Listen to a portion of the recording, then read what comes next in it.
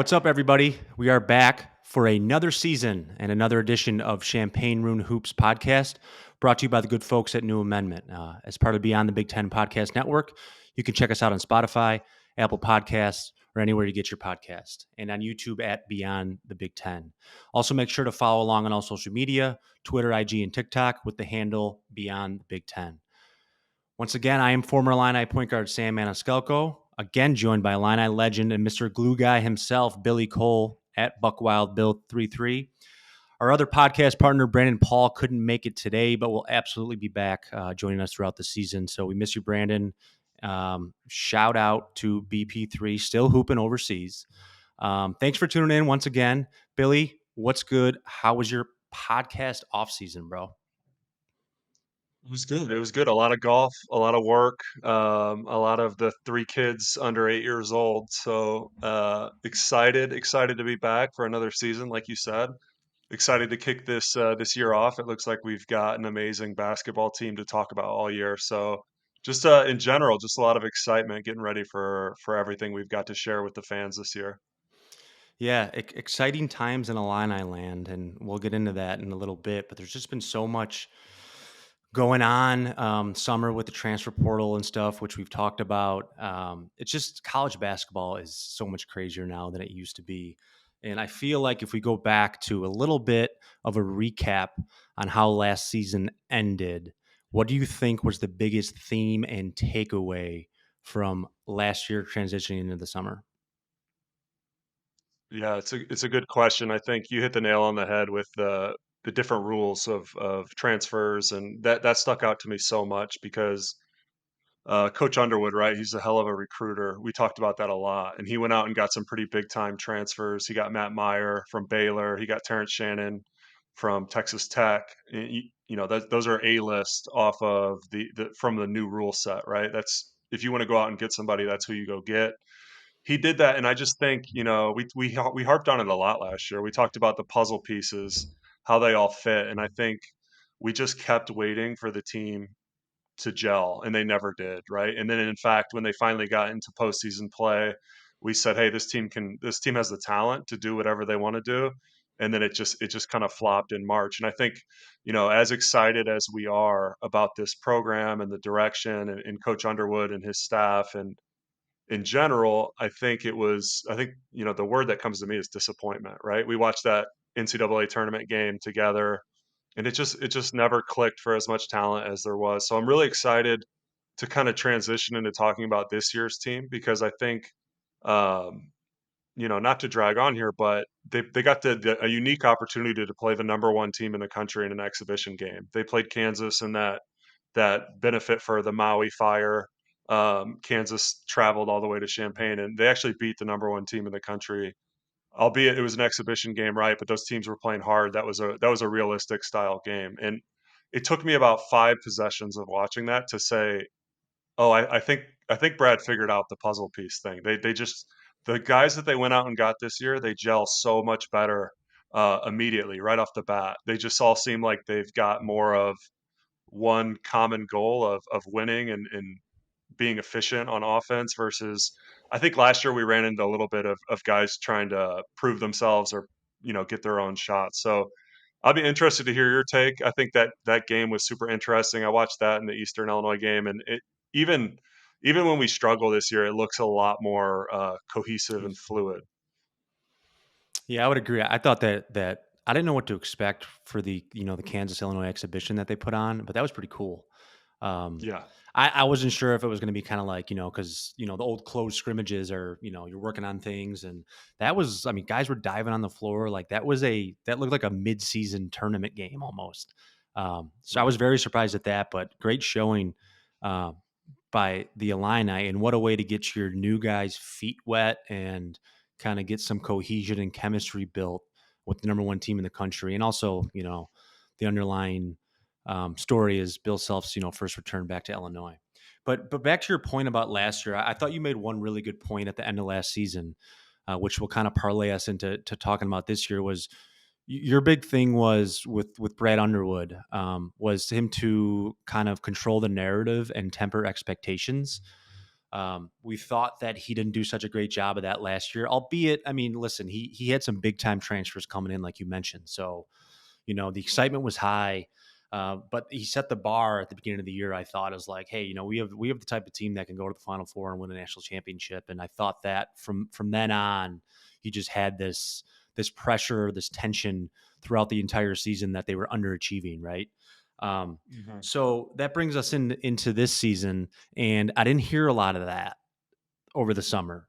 And in Brad's early season preseason pressers, there was not a lot of talk about we could be this, we can be that, we're going to be this, we're going to be that. It was more generally about the team and the pieces that he got that he thinks fits their mold, and like you said, maybe the puzzle's coming together a little better. As far as offseason moves, besides the transfers they've picked up, I thought after the end of last season, and then once Terrence Shannon Jr. and Coleman Hawkins decided to declare for the NBA draft, I was like, whoa, okay, this could be a rebuilding year for Illinois, right? Like, what are they going to look like next year? I thought they got some great pieces with especially Marcus Damask from Charlotte, Illinois. I mean, he's got 4 years of college basketball under his belt and double-digit career scorer there, so he's going to provide value. But I just felt a little deflated personally when thinking about this year's team. And then what do you know? Coleman Hawkins and Terrence Shannon Jr., their two most important players, decide to come back for another season. So then the expectations get raised higher. But I thought that was the biggest thing in the offseason is that, listen, these two guys who are arguably our two best, most important players decide to come back and join a bunch of pieces that Brad has put back together, over the offseason. I think makes them a legitimate top 25 team, which they are. I think 25 is a good ranking for them coming into the season, because of what happened last season and those two guys coming back. But my biggest thing with all that is, like you said, um, cohesion, right? Chemistry. Do the pieces fit? Do they gel offensively?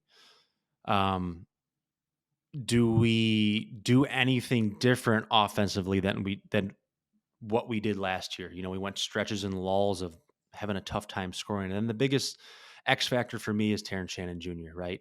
So I thought last year, a lot of times he was playing to try and be a lottery pick, right? Or try and be a first round draft pick. It was very evident he was pressing it sometimes throughout the season. He had some monster games. And at the end of the day, he was the engine and the guy that we relied on. But I thought a lot of that showed through last year and kind of screwed up the locker room / chemistry a little bit. So my biggest thing for this season, besides all the pieces he's added, is Terrence Shannon Jr. going to be our leader emotionally, be our leader from an experience standpoint vocally, and is he going to quote unquote take a back seat to that NBA stuff in the back of his mind and be the player that Illinois needs him to be? Yeah, I totally agree, and that was one of the big things I was watching for. Albeit it's very limited film we have to go off of this year, which is a Kansas exhibition and a Eastern Illinois game that really they just kind of roll. First half was close, but the talent just overwhelmed them in the second half. But I was watching that really closely, and I was super impressed with how Terrence Shannon played in the Eastern Illinois game. I think, how many times last year did we talk about his shots off the bounce and hunting shots? This year, the team he really doesn't have to do that, and he got to the basket a lot. He got fouled a lot. I think that's where he's at his best. He's got that body. I compared to an NFL player. He's so fast in the open floor. He doesn't really need to hunt shots on this team. There's not that player that's going to take him away, that take the shots away from him as long as he lets them come naturally. I think you touched on, are we going to do anything different tactically? I think what's really maybe most interesting to me offensively, Brad really more so than any coach I played under, but he loves the positionless basketball. He loves the matchup issue that Coleman Hawkins brings every game, right? Where we don't really play a five. I guess you could call Coleman a five, and he starts in that position, but he doesn't post up. He's outside the arc most of the time on offense. Um, and it leaves me wondering, where does Dane Danger fit into all this? I think I harped on him a lot last year. I thought he changed the game against Eastern. We were down about 10 points for most of the first half, and then he just kind of overwhelmed them with size. So I think what's really going to be interesting is how we utilize this deep offense. We got about I think we got 11 or 12 guys in against Eastern. They all looked really good to me. You touched on Damask. That guy's a 1,600 point scorer at Southern, and Brad really doesn't take him out. So against Kansas and Eastern, he was the one guy even through all the rotations. So you can see there's a lot of trust with what he Trust. brings to the floor, just stabilizing presence, and his game so far has really impressed me. I think, I'm interested to hear from you because the one thing that keeps sticking out to me that scares me to death going into the year, probably the only thing, No point guard. the point guard situation, most important position in sports. Um, I was keeping an eye on this. We had Ty Rogers start out bringing the ball up. He's more of a converted three guard for me. I know he guards 1 through 5. He didn't look comfortable bringing it up. Then we kind of morphed to Terrence Shannon and Marcus Damask. And then at the end of the game, Moretti got in, who is the little brother of Moretti from Texas Tech. He actually looked pretty good. But I think when you start playing this tough schedule, right? They play 5 top 10 teams from now until January 10th, I think. That's a hellacious schedule. You start playing that and you don't have a someone who's comfortable, who's been doing it their whole life, bringing the ball up the floor. I think that scares me a little bit, no matter how talented and how many mismatches they have on offense. Yeah, I mean, you took the words right out of my mouth. I think that's something that we're going to be frequently talking about throughout the year. We talked about the additions of the summer. I mean, arguably the biggest loss, obviously, is Jaden Epps, right? I mean, we were very high on him. I was very high on him throughout the season. I thought he was mature beyond his years as a freshman. He had a great freshman season, so that took me a little bit by surprise. But also with the climate of college basketball, I guess I'm not surprised because guys can just pick up and leave. But I thought, he was crucial last year in being that quote unquote stabilizing force and true point guard, somebody that can just get you into your stuff, somebody that can manage a game for 30 plus minutes. So I think that's going to be a concern. Speaking of Ty Rogers, I think he can be a little bit of an X factor for us, right? His size and his athleticism, it screams like Big Ten 3 man, couple of double doubles. Like his if he can get a 17, 18, 20 foot jumper, which we talked about, that's just respectable. It's going to open up the floor for the rest of the team. But I noticed in the Kansas game, and I don't know if I hope it's an indication of Brad and his growth as an offensive coach. But the first play of the game, they run Ty Rogers over, an Iverson pro cut, throwing the ball, get him a cleared side, literally just rips throughs and goes one dribble and lays the ball in like with his elbow above the rim. That's simple, easy basketball, So like we talked about this, I talked about that last year, like putting these guys in more positions to be successful with their offensive skill set, and that's just a perfect example of that. I think he's a guy that could, at Minnesota on a Tuesday night in January could have a big night, right? And then that could take some pressure off of the other guys. But to your point, they just look like they fit together better. And you mentioned Coleman Hawkins. I've obviously, last year was really high on his skill set and what he presents on the floor as a matchup issue, both offensively and defensively. And um, to your point about Dane Danger, where he fits, I kind of like, the example you just brought up about, hey, listen, we're struggling tonight against Eastern Illinois. We need some physicality. He comes in and changes the game, right? Um, he did that a few times last year too. So I kind of like that role for him. I don't like the role for Dane as being a guy that plays 32 minutes and we got to throw him the ball and think he's Kofi all over again, right? So that to me is a defined role, right? We talked a lot last year about defining roles. There was no role defining last year. Matt Meyer and Terrence Shannon Zero. in some games just took turns, right? Trying to create their own shot. Um, the other thing that's going to be a big focus for me this year is how we shoot from three, right? Because that has become probably the most important shot in basketball, especially at the NBA level, but the college basketball level. If you don't have guys that could shoot, the floor just shrinks so much, right? And then you got skill sets of Ty Rogers and Terrence Shannon and Coleman Hawkins, guys that can put the ball on the floor, get downhill, and create, rotations, defensively. if you can't make shots, it's going to be tough to do that. Teams are going to build walls, which they did to Terrence Shannon last year. So if we can find a way, and I think Luke Goody will help in that regard, right? But if we can find a way to become a better 3-point shooting team, plus 35-ish%, I mean, would be really good. I think that changes things for us offensively. And then, you know what? Brad Underwood doesn't have to be an offensive genius. He doesn't have to reinvent the wheel offensively for these guys because, like you said, they're so talented and can score in so many different ways. But we have to be able to make jump shots, right? Yeah, I totally agree. I think, since you took my X factor of Ty Rodgers, I first of all, that's exactly who I was going to pick. I think he is the best basketball player on the team, and I think a lot of fans might like throw their head back at that, but he's not going to lead this team in scoring. He probably won't be first team All Big Ten this year, but he will probably be the best, most important player on our Yeah, he team. could be the most Uh, impactful for sure. Yeah, he's the type of guy that can average like 8, 8, 8, and 8, right? Like, like, like he's Damn. just like in that last 8 can be any which stat you want to pick, but he just impresses me so much. We start 4 seniors and a sophomore, which I think it was your term last year. College basketball is about no, that was Bruce's when we had Bruce on the podcast, right? He said basketball right now is about getting old and staying old. And then when they put the starting lineup on for the Kansas game, your eye immediately goes to 4 seniors and a sophomore. I think that's really important. And Ty Rodgers is kind of beyond his years as a sophomore already.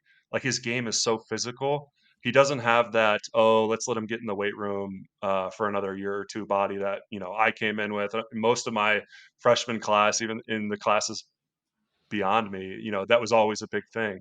I think, you Is that know, when you were shoving what, weights in your shorts? yeah, hell yeah. I was trying to make weight by shoving little 2.5 pound weights in my compression shorts. But I think where I was going with this is if what Brad does on the recruiting trail, and this is going to lead to my next point, is so impressive. Him and it's not just him, right? It's Chester and it's Tim Anderson.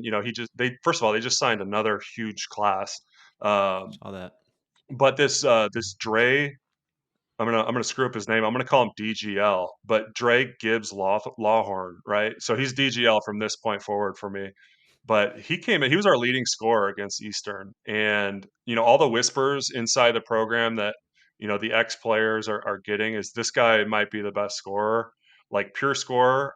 If you take Jaden Epps out of it, DGL might be the best pure scorer that they've had in a while. He's super bouncy. And I think in about 18 minutes, he had 18 points in the Eastern game. So he can fill it up. And I really like, again, I hate to keep going back to this. I really like the piece aspect of it. We don't have 3 freshmen like we had last year where they're all like getting thrust into the playing time.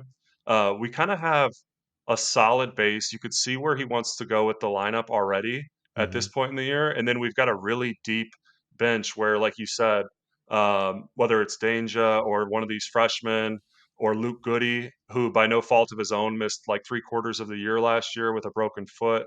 It's like, can he turn into the guy that, like you said, at Minnesota or a Big Ten game where you're struggling? Like, how many games can he hit where he has 4 or 5 threes? Because that opens everything else up for it. And then the new news that just popped out was Sincere Harris is going to redshirt, which that caught me by surprise totally. I think they're saying, he just recognized he needs to get bigger and he needs to get more skilled, and he didn't want to waste a year where he might get buried on the depth chart. I, Personally, I just find that really hard to believe without having any inside information here. I can remember as a player when you were kind of on that cusp, right? Like my freshman year, where it's like, are you going to redshirt or not? What do you think? And just like, no chance in hell I'm gonna ask to redshirt or something. So I think that's kind of a unique scenario that's going on right now with Illinois basketball. I'm interested to see how that plays out throughout the year, especially again, like we said, if we start struggling with needing a natural point guard, someone who's can bring that energy and bring the ball up the floor and get us started at both ends. Yeah, I thought that was a little bizarre as well when I saw that because, he came out and made a statement and said that, it's his decision to redshirt and that's what he wants to do. But like we've talked about, usually when that happens, like he can just click a button and go to a different school. Right. Right, so it's kind of odd that he's deciding to redshirt and stay at the same school, so we'll keep an eye on it, but I thought that was bizarre as well, and I think, I mean, clearly, they don't feel like they need him as much. Listen, if something's going on personal, like, that we don't know about, I hope everything is obviously okay with Sincere and whatever's going on. We hope that's not the case, but if it's just purely a basketball, and like you said, decision as far as him maturing as a basketball player, it just seems a little odd because I'll tell you what, there's a few games last year where we got on here and talked about him and late in the first half, early in the second half, coming off the bench and completely changing the complexion and momentum of a Yeah. game. So um, hopefully they have other guys that can fill that role because he is a little bit of a weapon defensively. He's obviously behind a little bit offensively, but he helped a lot last year. So you know, I I think what could happen this year, and I thought you said it really well. Like, experience is humongous, right? I mean, we were 11-9. Illinois was 11-9 in conference last year, which is, I mean, and that's a gauntlet of a league, right? We talk about it. It's not hard. I mean, it's not easy to win 10 games in the Big Ten.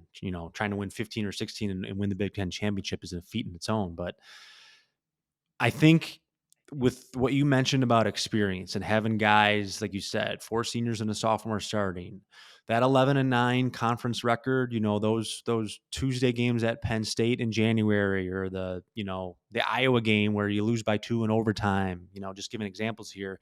You flip 3, 4, 5 of those games, with an experienced roster that we have this year, and you're looking at what, 15-5 in the Big Ten, right?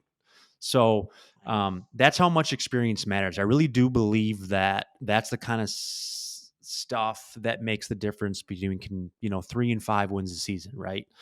And if you got experienced guys, you don't, you play in the Big Ten tournament versus a hot, reeling Penn State team like they did last year, and the experienced guys find a little bit of a better way to weather that storm that's Penn State instead of just getting ran out off the court, So experience is huge. And then defensively, right? I think we can be really, really, and this is Brad Underwood, right? And Chester, and their style is hard nosed, tough, physical, pressure defensively. And boy, do we have the athletes and the team to do that, right? I mean, you think of Coleman Hawkins and what he can do as a kind of a center fielder, right? Terrence Shannon, Ty Rogers, the athleticism they have. Um, Dane Danger eating up the paint.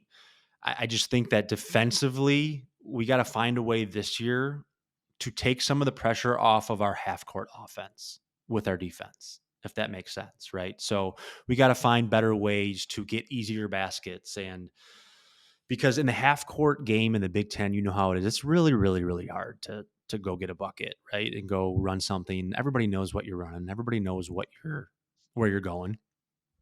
Right. So if we could find a way defensively to take some pressure off of what we have to do on the offensive end, I think that'll be a huge, huge theme throughout the season. Yeah. I mean, you touched on something I wanted to say today, which is when you're a elite college basketball program, you have a lot to worry about going into every season, right?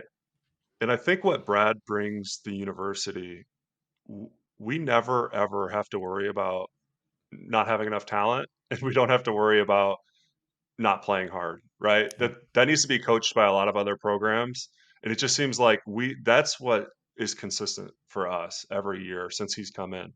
And I think that's a that's a blessing to have a coach like that. And it was kind of sad, at the end of last year, just with how disappointing it was. Like you said, I think he put all that pressure on himself. I think if he changes the narrative a little bit at the start of the season, which is like, hey, we've got a lot of talent, but these guys have never played together before. Let's see how it all works out. We're going to play really hard and we're going to get to know each other. We're going to go from there. I think he did himself no favors. And that's not to say like he's on the hot seat by many means. I think even Illinois fans, which can be a little over passionate and have a bigger, maybe delusions of grandeur a little bit when it comes to the basketball program. But I just think it's so nice, like you said, right? We have a lot of other things to coach, right? How's the offense going to look this year? What are we doing on ball screens? What happens defensively when we have no center in the game? But we don't ever have to. We don't ever have to coach talent, and we don't have to coach playing hard when he's our head coach. And it makes me feel really good about going to the year. In fact, like, I'm gonna go on the hot take alert and say, like, after watching I watched the first two, the exhibition against Kansas because they're number one in the country, and then the first opening real game against Eastern. I think we've got a better chance than ever. I would stake my flag in the ground that this will be Brad's deepest run into the NCAA tournament with this team. They're so experienced. That's the number one thing. We just talked about it for 10 minutes. But then they're also, I just think that the whole hunting your own shot and trying to be the guy and prove what you've got to score every game. I just think I didn't see that at all. And it seems like he's already got it fixed, and that's going to give us a really tough non-conference schedule to just keep getting better. And then you've just got to, we talk about all the time. You just got to survive the Big Ten, Mhm. and if you can do that and you can stay healthy, God willing, you can stay healthy all the way throughout the year with the same core. Man, I hate to get everyone riled up early, but the sky is truly the limit when postseason play hits. Yeah, I would agree with you. And like you said, the expectations are lower for good reason this year. And I think that'll work out in their favor. But to your point about, Underwood, he definitely, I mean, he never has to coach effort, like you said. I mean, his teams play hard for him, and I think he holds them accountable. And I think now he's got the bodies and the depth that he can really hold them accountable, right? Because there's no greater, teacher than the bench for a player, Right. So he's got that in his arsenal and working in his favor. But I thought last year too, there was a lot of throughout the season, there was a lot of, distractions that happened off the court, and there's a lot of stuff that leaked out of the locker room, that I think wore on him and the team. There's a lot of media stuff going on, and I think that wears players out. When you get to January, February, March, and you're constantly hearing and reading about the locker room and the dysfunction, and obviously players transferred the middle of the year last year, that kind of stuff will wear on a team. So um, I think it helps that the guys that are returning from that last year's squad, that'll help them, that they went through that experience. um, and I think his bond with his players is probably just better and better, especially with the guys that he's coached for multiple years now. The expectation, like you said, the trust is there of what he expects those guys to do on a daily basis. Um, is there. And he's So got the best Rolex game in the NCAA as yeah, he well. he does. His fits are good too. His shoe game's good. I mean, he's got that part down for Stylish. sure. Yeah, he is stylish. Um, we talked a little bit about last year. My big thing was like, go hire an offensive coordinator. Like find an offensive guru. But we just rehashed that a little bit. I don't think he. Do you think he needs one? I mean, like you said, they just seem like a much better, well put together team, cohesive team this year. I mean, listen, in 2 weeks we can get on here saying like their offense stinks, like they got to change this, change Yeah. that. But Yeah. I was adamant about that because of the way, the dysfunction and the lulls that we'd go 2 TV timeouts straight sometimes without scoring a basket, right? Yeah, It was hard to watch from that it was. perspective. So, um, do you think that was a mistake? I don't. I just feel like I've harped on it so much. The new look of this team with the transfers, and they're all like they're all glue guys. This is coming from a glue guy, but they're all like glue guys that are supremely talented. Um, I think the issues last year were all about hunting shots, like you said with Terrence Shannon, like what pick in the draft am I going to be? And Matt Meyer it felt like to me like he was going to prove that he could take over games. And it's like, how many one dribble pull up threes did we shoot in one season? And even this year we started. So we start. It made me laugh because I was tracking the 3-point percentage last year. That was kind of a running theme. We were like 342nd in the country in 3-point percentage. We started out the Eastern Illinois game. So our first game of the year, we started out 1 for 12 from three, but it was a completely different 1 for 12, right? It was good Just not shots. making shots, just not going in. You were just yeah, and that's typical first game of the year stuff, right? You guys are throwing it over the backboard because they're so excited and they haven't played in Assembly Hall yet. Um, or I'm sorry, State Farm Center. I'm aging myself. But yeah, so I would say like I don't think you're off base with that. But I think we look back on that question in March, and I think it's a much different vibe. What about we'll do very, very early predictions record. So we'll do overall record, conference record, and then NCAA tournament. Man, you put me on the spot. I don't even know how many games do they play now. So last year was 2013, so we'll call it 33 just for all intent and purposes. Yeah, I mean, I've like you could be the best team in the country and you're going to lose a lot of games on the road in the Mm-hmm. Big Ten, right? Mm-hmm. Yeah. How about I put it like this? I think they will win enough games to be a top 4 seed in the NCAA tournament. So that means they're going to finish, top 2 or 3 in the Big Big Ten. Ten. I honestly think there's no reason that this team can't win the Big Ten without having seen a game. I still feel like that. Um, if you're a 4 seed, you avoid the issue, right? We had to play a really good team opening round. Arkansas, yeah. Arkansas, we talked about if you win that, you've got to play the 1 seed in the second round. So Yeah. I think they have every piece that they need. They've got superstar players. I think they probably have 3 or 4 NBA guys on this roster. Not all next year, right? But you look back 5, 10 years from now, I think that's probably a true thing. And when you've got that and you've got them all playing and they all know their role, uh, you know, let's call it second place in the Big Ten. I think Purdue I think Purdue is for me with Is it Edie Edie? coming back. Yeah. Yeah, I just they're just hard to bet against. Matt Painter's been there forever. Yeah. He knows what he wants to do. He knows how to recruit. They never have to go through an adjustment period.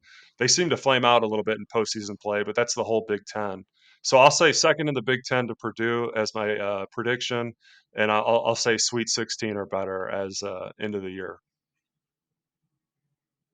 Yeah, I would agree with you. I'll say top 4 in the Big Ten. Um, and to your point, is totally true too. If you get the top, the goal should be top 4 seed in the NCAA tournament, right? And like you said, if you're in the top 3 to 4 in the Big Ten, you're probably going to get that seed. And then I'll do Sweet 16 as well. I think for sure. Um, I think he breaks through this year, like you said. I just feel like there's been so much, and there's so much harping on, Underwood's been great, right? For X amount of years, he's been here, but his NCAA record and doesn't really prove it, and people harp on that and harp on that. So I think this is the year that he breaks through. I would even say, I mean, they have Elite Eight, potential talent on this roster. I'm not going to get crazy like some Illinois fans and call it like Final Four, because I think Yeah. there's only a handful of teams that could make it that far. But I do think he breaks through this year in the NCAA tournament. I think they get to the Sweet 16, and then anything can happen from there, right? And they have the horses to win any of those games, and like you said, a lot of it's matchups too, right? You get in that top four seed, you avoid some tough matchups in the NCAA tournament. But here we are in November 9th. We're 1-0, and we're talking about March. So we'll pump the brakes a little bit, but those are early, very, very early season predictions because Bill, as you know, and as Illini fans know, the college basketball season is a grind and it is a roller coaster, right? So you can have a horrible week or 6, 7, 8 day stretch in Big Ten conference play, and then come back 2 weeks later and look like and feel like a totally different team. And a lot can change throughout the college basketball season. So with that being said, we are excited to follow along this season. A lot of exciting things happening with Illinois basketball. A lot of hot take situations that we're going to see play out throughout the year. But the biggest thing is I'm excited to watch this team. I'm excited to watch the growth from the guys from last year that stuck around, and I'm really excited to see how Underwood really gets this team to gel and see if we can make this team have it playing their best basketball in February and March. So, Billy, I'm excited about it. Yeah, me too. I think, in general, we've had an off season to let everything simmer. The program's in a really, really good spot right now. It's exciting to be an Illinois basketball fan with Coach Underwood at the helm and the type of talent on this roster and how big, they've got to be hungry this year. So it's going to be fun to watch it play out. Um, we just it's time to just go do it. If you're a player on the team, you don't have to say anything anymore. The season started. This is as the weather starts to change. I was thinking about it today. It's all like it's all shifting now. It's all shifting from football. They're going to be the Yep. main focus. Hey, by the way, shout out to John Paddock, Illinois football. That was the craziest thing I've ever seen by a backup quarterback. Um, that was really cool. Juice Williams for the Beyond the Big Ten Illinois football version of this. You need to have me on the podcast. I'm just throwing that out there. But yeah, no, I'm excited to be back here with you, Sam. Get to talk hoops and get to follow a really strong program throughout the season. So, shout out to the fans that check in every week with us, and we're keep me honest on my hot takes, like Sam said. Yeah, no doubt. A lot of fun stuff. So, again, thanks everybody for joining. Just episode 1. Excited about this season. Again, as part of Beyond the Big Ten Podcast Network, you can check us out on Spotify, Apple Podcasts, or anywhere you get your podcasts. Also on YouTube at Beyond the Big Ten. And also make sure to follow along on all social media, Twitter, IG, and TikTok with the handle at Beyond the Big Ten. Again, I'm former Illini point guard Sam Maniscalco, joined today by Super Swingman Billy Cole. And just to reiterate, our buddy, teammate, friend at BP3, Brandon Paul, will be on the podcast throughout the season. Today, he just couldn't make the first episode. So looking forward to connecting back with Brandon again. Again, Champaign Room Hoops. Thanks, everybody, for joining. Thanks, guys.